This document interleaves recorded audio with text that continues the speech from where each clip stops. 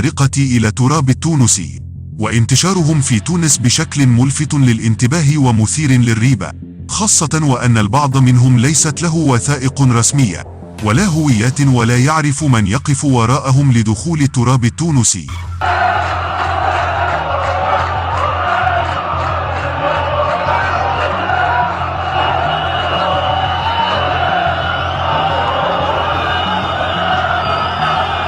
وبخصوص المهاجرين غير الشرعيين التي صارت تغزو دول شمال إفريقيا بأعداد رهيبة جدا ومخيفة، فالوضع صار خطير جدا، وأصبحت عبارة عن هجرات جماعية بمئات الآلاف من البشر إن لم تكن بالملايين.